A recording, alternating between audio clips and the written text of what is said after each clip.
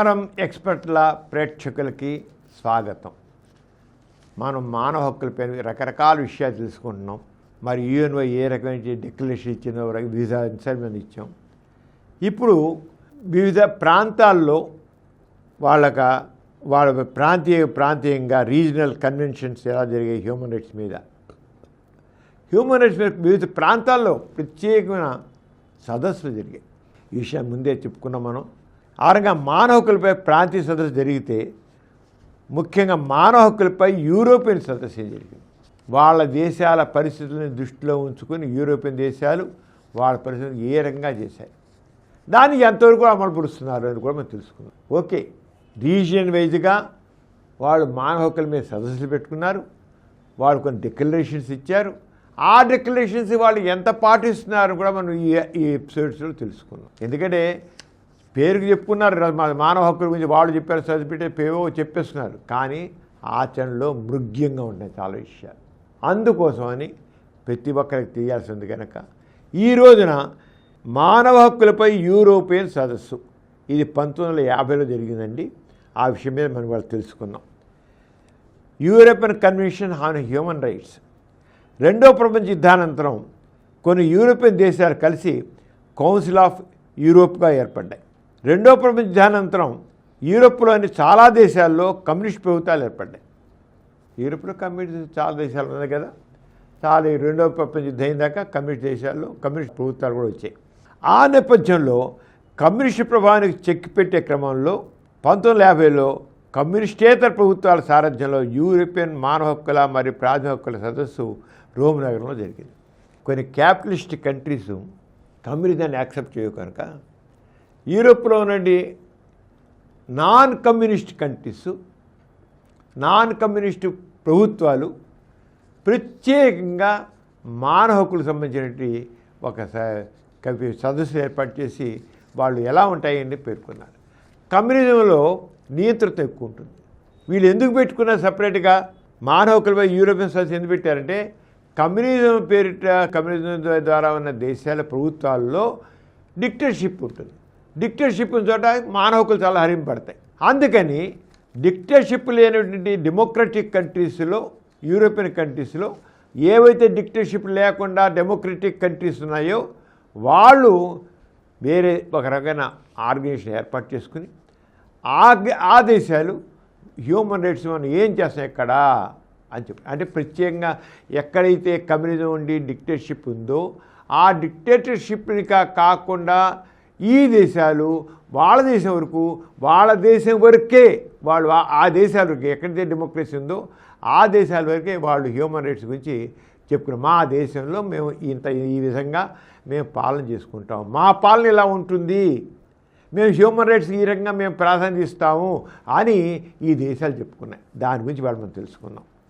రెండో ప్రపంచ యుద్ధానంతరం యూరోప్లో చాలా దేశాల్లో కమ్యూనిస్ట్ ప్రభుత్వాలు ఏర్పడ్డాయి. ఆ నేపథ్యంలో కమ్యూనిస్ట్ ప్రభావానికి చెక్ పెట్టే క్రమంలో 1950లో కమ్యూనిస్టేతర ప్రభుత్వాల సారథ్యంలో యూరోపియన్ మానవ హక్కులు మరియు ప్రాథమిక హక్కుల సదస్సు రోమ్ నగరంలో జరిగింది. చెప్పుకున్నాం కదా. అది ఐక్యరాజ్య సమితి నేతృత్వంలోని అంతర్జాతీయ న్యాయస్థానానికి సమాంతరంగా మానవ హక్కులకు సంబంధించిన వివాదాలపై ప్రత్యేకంగా యూరోపియన్ న్యాయస్థానాన్ని ఏర్పాటు చేయడం ఈ కన్వెన్షన్ ప్రత్యేకత. ఐక్యరాజ్య సమితిలో అంతర్జాతీయ న్యాయస్థానం ఒకటి ఉందండి, కానీ యూరోప్లో కూడా దాంతో సమానంగానే ఐక్యరాజ్య సమితిలో ఉన్న అంతర్జాతీయ న్యాయస్థానానికి సమాంతరంగానే యూరోప్లో మరొక న్యాయస్థానం ఏర్పాటు చేయాలని ఈ కన్వెన్షన్ కోరుకుంది. సభ్య దేశాల మధ్య తలెత్తే మానవ హక్కుల ఉల్లంఘనకు సంబంధించిన వివాదాలను ఈ న్యాయస్థానం విచారిస్తుంది. ఇంతకన్నా విశేషంగా ఇక్కడ గమనించిన విషయం ఏంటంటే మానవ హక్కుల ఉల్లంఘనల వలన బాధింపబడిన పౌరులు కూడా ఈ న్యాయస్థానాన్ని ఆశ్రయించవచ్చు. దేశాలే కాదు, దేశాల మధ్య ఉన్న వాళ్ళు కాకుండా పౌరులు కూడా ఆశ్రయించవచ్చు. అయితే ముందుగా తమ ప్రదేశంలో న్యాయస్థానాన్ని ఆశ్రయించి అక్కడ న్యాయం జరగని సందర్భాల్లో మాత్రమే ఈ పౌరులు ఆఖరి అవకాశంగా ఈ న్యాయస్థానాన్ని ఆశ్రయించవలసి ఉంటుంది.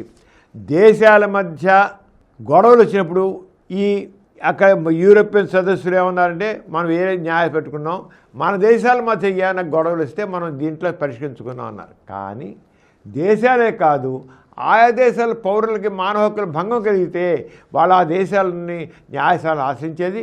అక్కడ న్యాయస్థానాలు సరైనటువంటి అవకాశం ఇవ్వకపోతే ఆ వ్యక్తులు ఎవరికైతే సరే న్యాయం జరగలేదో వాళ్ళు ఈ అంతర్జాతీయ న్యాయ సదస్సుకి, అంటే యూరోపియన్ న్యాయ సదస్సు వాళ్ళు వేరే పెట్టుకున్నారు కనుక దానికి వాళ్ళ న్యాయస్థానానికి, అంతర్జాతీయ న్యాయస్థానానికి, యూరోపియన్ న్యాయస్థానానికి అప్పీల్ చేసుకునే అవకాశం ఇచ్చారు. ఇంకా చివరికి ఇంకోటి ఏంటంటే అది ఒకటి తెలుసుకున్నాం. మరి ఏం తెలుసుకున్నాము? మానవ హక్కులపై యూరోపియన్ సదస్సు ఏం చేశారంటే ఈ రకంగా చేసుకోవడం. ఇంకోటి కూడా తెలుసుకోబోతాం. అమెరికన్ మానవ హక్కుల కమిషన్, ఇంతకు యూరోపియన్ దాంట్లో మానవ హక్కులు ఏం చేశారని. ఇప్పుడు అమెరికన్ మానవ హక్కుల కన్వెన్షన్ అది వేరే పెట్టారు. ఇది 1969లో జరిగింది. అమెరికా దేశానికి సంబంధించింది. American convention on human rights, వ్యక్తి స్వేచ్ఛ, సామాజిక న్యాయం, ప్రాథమిక హక్కుల పరిరక్షణ ధ్యేయంగా ఈ చార్టర్ రూపొందించబడింది. వ్యక్తి స్వేచ్ఛ, సామాజిక న్యాయం, ప్రాథమిక హక్కుల పరిరక్షణలో ధ్యేయంగా ఈ చార్టర్ రూపొందించబడింది. బానిసత్వ నిషేధం, భావ ప్రకటన స్వేచ్ఛ, జీవించే హక్కు, ప్రభుత్వ పాలనా కలాపాల్లో పాల్గొనే హక్కు తదితర హక్కుల పరిరక్షణ గురించి సభ్య దేశాలని కృషి చేయాలని ఈ చార్టర్లో పేర్కొనబడింది. ఈ అమెరికన్ హ్యూమన్ రైట్స్ కన్వెన్షన్లో ఏం చెప్పారంటే ఈ వ్యక్తి స్వేచ్ఛ, సామాజిక న్యాయం, ప్రాథమిక హక్కుల పరిరక్షణ ధ్యేయంగా చేయాలి. దానిలో బానిసత్వ నిషేధం, దాని భావ ప్రకటన స్వేచ్ఛ, జీవించే హక్కు, ప్రభుత్వ కార్యకలాపాల్లో పాల్గొనే హక్కు ఇవన్నీ కూడా ఉండాలని దాంట్లో కృషి చేయాలని దీనిలో పేర్కొన్నారన్నమాట. సభ్య దేశాలని మానవ హక్కులను పరిరక్షిస్తున్నాయా లేదా అనే అంశాన్ని పర్యవేక్షించేందుకై ఇంటర్ అమెరికన్ మానవ హక్కుల కమిషన్ పేరుతో ఒక ప్రత్యేక వ్యవస్థను కూడా కోరుకునేది. ఎలాగైతే యూరోప్లో ఒక న్యాయస్థానాలు ఏర్పాటు చేసుకున్నారో అలాగే ఇక్కడ సభ్య దేశాలని అంటే అమెరికాలో సభ్య దేశాలని మానవ హక్కుల పరిరక్షణలో పర్యవేక్షిస్తున్నాయా లేదా అనే అంశాన్ని పరిశీలించుకు ఇంటర్ అమెరికన్ మానవ హక్కుల కమిషన్ పేరుతో ఏర్పాటు చేసుకున్నారు.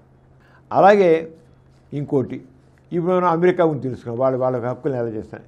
ఇక మూడోది అరబ్ దేశాల మానవ హక్కుల చార్టర్. మనం ఇంత చెప్పుకున్నాం కదా, రకరకాల ప్రాంతాల్లో వివిధ ప్రాంతాల్లో ఏ రకంగా వాళ్ళు మానవ హక్కుల కోసం ఎలా కృషి చేశారు.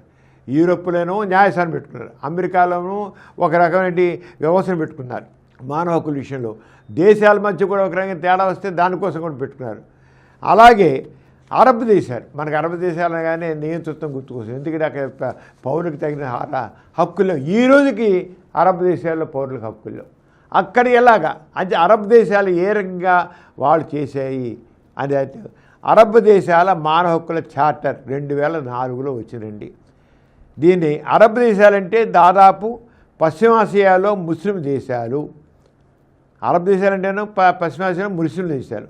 పశ్చిమాసియాకు ఆనుకుని ఉన్న ఆఫ్రికా ఖండంలోని ఈజిప్టు, లిబియా, యెమెన్, అల్జీరియా మొత్తం దేశాలు అరబ్ దేశాలు కాకపోయినప్పటికీ ముస్లిం దేశాలు, అక్కడ కూడా ముస్లిమ్స్ ఉన్నారు.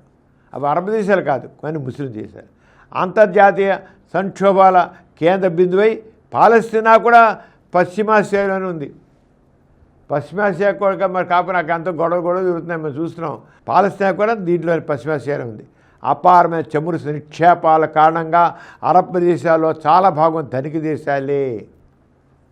అరబ్ దేశాలు దాదాపు అన్నీ ధనిక. మనకి ఎలా అయితే అమెరికాను, ఇంగ్లాండు, ఆస్ట్రేలియా చెప్పుకున్నామో ఆ రకమైన అరబ్ దేశాలు కూడా అక్కడ బాగా చమురు నిక్షేపాలు ఉండబట్టి అవి ధనిక దేశాలు. అయినా సంక్షోభాలకు, అస్థిరతలకు, సైనిక తిరుగుబాట్లకు మూలం అవన్నీ అంత డబ్బున్నా సరే, అంత ధనిక దేశాలు సరే ఎప్పుడు ఇన్స్టెబిలిటీ వాళ్ళ ప్రభుత్వాలు. సైనిక తిరుగుబాటు జరుగుతుంటే అక్కడ అది ఎక్కువ జరుగుతుంది. మహిళలకు పూర్తి స్వేచ్ఛ లేని ప్రపంచం అంటే అరబ్ ప్రపంచం. మహిళలకు స్వేచ్ఛ లేదు. హ్యూమన్ రైట్స్ గురించి ఎన్నో చెప్తున్నాం. లింగ వివక్షత ఉండకూడదని పూర్తిగా లింగ వివక్షత ఉండేది అరబ్ దేశాల్లో. పూర్తి స్వేచ్ఛ ప్రపంచం అంటే అరబ్ దేశాలు ధనిక దేశాలు కావడం, ప్రపంచంలో అత్యంత వ్యూహాత్మక కీలక ప్రదేశం కావడంతో రెండో ప్రపంచ యుద్ధం ముగిసినప్పటి నుంచి అమెరికా, రష్యాల మధ్య ప్రచ్ఛన్న యుద్ధానికి కేంద్ర బిందువు అయింది. పశ్చిమాసియా చాలా అరబ్ దేశాలు ఇప్పటికీ రాజ్యం మేలుతున్నది. పశ్చిమాసియాలోనూ ఇతర అరబ్ దేశాలు రాజరికంగా ఉంది, రాజులు ఉన్నారు. మిగిలిన దేశాల్లో సైనిక నియంతృత్వం కొనసాగుతోంది. కనీసం బూర్జువా ప్రభుత్వమైనా, బూర్జువా ప్రజాస్వామ్యమైనా బతుకనేవాడు. ఇంకా రాజులు ఉన్నారు అక్కడ. ఇప్పుడు కనీసం ప్రజాస్వామ్య పేరిట కొంతమంది పెత్తందారుల ప్రాణాలు జరుగుతున్న కొన్ని దేశాల్లో పేరు ప్రజాస్వామ్యకే, కానీ కొంత పెత్తందారులు అది కూడా అక్కడ లేదు. అంతా కేవలం రాజు లేకపోతున్నమాట. పర్యవసానం ఏంటంటే కనీసం బూర్జువా మానవ హక్కులకు కూడా లేని ప్రపంచం అరబ్ ప్రపంచం. అంటే మనం సాధారణంగా భావించే మానవ హక్కులు, స్త్రీ స్వేచ్ఛ, స్త్రీపై సమానత్వం, భావప్రకటన స్వేచ్ఛ అనేవి అరబ్ ప్రపంచంలో మృగ్యం లేవు. రాజు ఏం చెప్తే అదే. అంతేగాని హ్యూమన్ రైట్స్ మనం ఎన్ని చెప్పుకున్నాం అక్కడ జీరో అండి. ఒక పక్క ప్రపంచంలో రెండో పక్క ఇంత హ్యూమన్ రైట్స్ గురించి మనం ఇంత ఇదిగా వివరంగా చెప్పుకుంటే అరబ్ దేశాలు ఏమైనా జీరో అలా ఉంది. అంటే వాళ్ళు పాటించడం లేదు, ఏమాత్రం మా హ్యూమన్ రైట్స్ని పాటించడం లేదు. ఇటువంటి పరిస్థితి నేపథ్యంలో అరబ్ దేశాల మానవ హక్కుల చార్టర్ గురించి సంగ్రహంగా తెలుసుకున్నాం. వాళ్ళు ఏం చేస్తారు మరి? ఇంత మృగ్యంగా ఉన్న ఏ రకంగా మానవ హక్కులు లేని చోట అరబ్ దేశాలు ఏ రకంగా మానవ హక్కుల గురించి కృషి చేస్తాయని తెలుసుకున్నాం.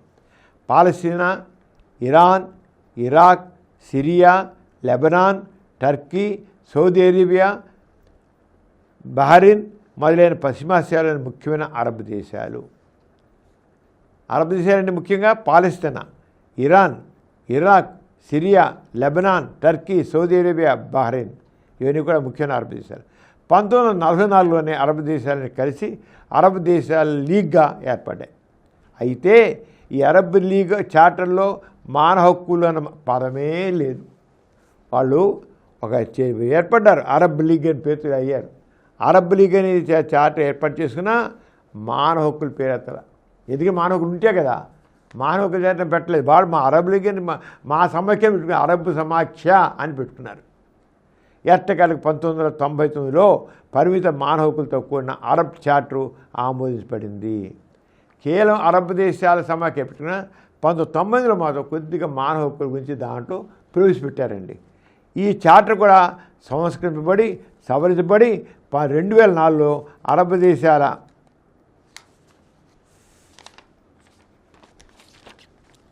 మానవ హక్కుల చార్టర్గా ఆమోదించబడింది. చివరికి ఏదైతే అరబ్ దేశాల మానవ హక్కుల చార్టర్గా ఒకటి ఏర్పడింది. స్వయం నిర్ణయాధికార హక్కుతో సహా అనేక ప్రాథమిక హక్కులను జీవించే హక్కుతో సహా అరబ్ చార్టర్ గుర్తించింది. మరణశిక్షను విధించడాన్ని ఈ చార్టర్ ఆమోదించినప్పటికీ చాలా తీవ్రమైన నేరాల విషయంలోనే మరణశిక్ష విధించవచ్చని పేర్కొంది. పాలిచ్చే తల్లుల విషయంలోనూ గర్భిణీ స్త్రీల విషయంలోనూ మరణశిక్ష అమలు చేయరాదని పేర్కొంది. హ్యూమన్ రైట్స్ అని చెప్పారు కదా, అది కొద్దిగా స్వేచ్ఛ అంటే ఇచ్చారు. మహిళలకు మరణశిక్ష మాత్రం ఉంది, తీసేయలేదు జీవించే హక్కు ఉన్నప్పుడు కూడాను. అయినప్పటికీ గర్భిణీ స్త్రీల విషయంలో పాలిచ్చే తల్లుల్లో మరణశిక్ష అమలుపరచరాదు అని మాత్రం పేర్కొనబడింది.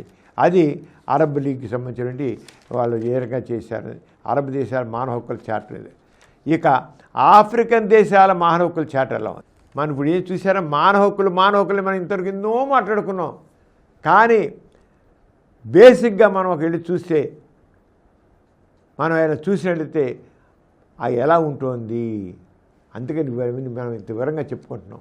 మానవ హక్కుల గురించి ఎన్నో తెలుసుకుంటున్నాం, ఎన్నిటి గురించి డిస్కస్ చేసాం. కానీ మన యాక్చువల్ రియాలిటీ, గ్రౌండ్ రియాలిటీకి వచ్చారు కల్లా గ్రౌండ్ రియాలిటీలో ఎలా ఉంది అరబ్ దేశాల్లో చూసారా ఎలా ఉందో. ఇప్పుడు అలాగే ఆఫ్రికన్ దేశాల్లో ఎలా ఉంది.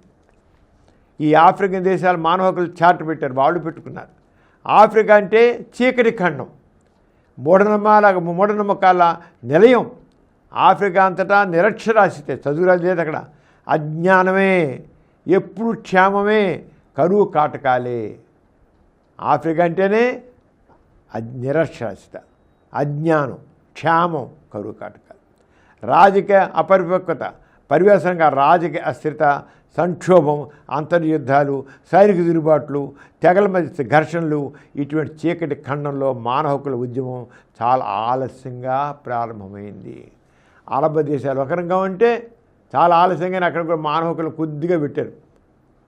అలాగే ఇక్కడ కూడా చాలా ఆలస్యంగా. ఎందుకంటే చదువుకునే వాళ్ళు లేరు, ఏమీ లేదు, అజ్ఞానం ఉంది, మూఢనమ్మకాలు ఉన్నాయి. అంచేత మానవ హక్కుల గురించి అక్కడ ఏం జరగదు. This is ground reality. మన ప్రపంచవ్యాప్తంగా మానవ హక్కుల గురించి ఎంతో చెప్పుకున్నాం, చాలా గొప్పగా ఫీల్ అయ్యాం. మన భారతదేశంలో అబ్బా ఇలా ఉండాలి, ఇంకా కావాలి హ్యూమన్ రైట్స్ అని కారణం. రెండో పక్క ప్రపంచంలో కొన్ని ఖండాల్లోనే హ్యూమన్ రైట్స్ ఎలాగా ఏ రకంగా హరింపబడుతున్నాయో మనకు అర్థమవుతుంది. ఇంతకుముందు అధ్యాయాల్లో ఇంతకుముందు మనం చెప్పిన విషయాల్లో మనం చర్చించుకున్న అన్ని మానవ హక్కులు, ప్రాథమిక హక్కులు అన్నీ ఆఫ్రికన్ చార్టర్లో పొందుపరచబడ్డాయి. మానవ హక్కులు ప్రజలు అందరూ అనుభవించేలా చూడటం ప్రభుత్వాల బాధ్యతని ఈ చార్టర్లో పేర్కొంది. అదే సమయంలో ప్రజలకు కొన్ని బాధ్యతలు ఉంటాయని, ఇతరులను అంటే సాటిపోలని వారి హక్కులను గౌరవించడం ప్రజల బాధ్యతని ఈ చార్టర్లో పేర్కొంది. దేశానికి సమాజానికి సేవ చేయడం ప్రతి పౌరుడి బాధ్యతని, ఆఫ్రికా సమైక్యతకు కృషి చేయడం ప్రతి బాధ్యతని పేర్కొనబడింది. ఈ రంగా చెప్పు వెళ్తుంటే ఇంకా ప్రాంతీయంగా మానవ హక్కుల సదస్సులు జరిగాయి. ప్రాంతీయంగా రకరకాలుగా ఇప్పటివరకు మనం చెప్పుకున్నట్టు చూసినట్టయితే ప్రాంతీయ మానవ హక్కుల సదస్సులో ఒక యూరోపియన్ సదస్సు మినహాయించి మిగిలిన 3 సదస్సులకు సంబంధించిన దేశాలని వర్ధమాన దేశాలు, వెనకబడిన దేశాలు, అభివృద్ధి చెందిన దేశాలు. ఈ దేశాలతో రాజకీయ సంక్షేమం, అస్థిరత, సైనిక తిరుగుబాట్లు, తెగలు, జాతుల మధ్య ఘర్షణలు ఈ పరిస్థితిని అవసరం తీసుకుని చాలా అంత ఈ రంగా మానవ హక్కుల గురించి మనం తెలుసుకున్నాం. మరి కొన్ని విషయాలతో నెక్స్ట్ ఎపిసోడ్ తెలుసుకున్నాం. అంత సెలవు, నమస్కారం. ఈ కార్యక్రమం మీకు ఎంతో నచ్చింది కదా? ఇటువంటి మరిన్ని వీడియోల కోసం అనతి కాలంలోనే 20 కోట్ల వ్యూస్ సాధించిన సమరం ఛానల్ సమర్పించు సమరం ఎక్స్పర్ట్ల ఛానల్కు సబ్స్క్రైబ్ చేయండి, లైక్ చేయండి, మీ ఫ్రెండ్స్కి షేర్ చేయండి. అలాగే ప్రక్కనున్న గంట సింబల్ని ప్రెస్ చేయడం మర్చిపోకండి. Please download Samaram Channels app from Google Play Store and watch your favorite channels. Click the bell icon and subscribe to the channels.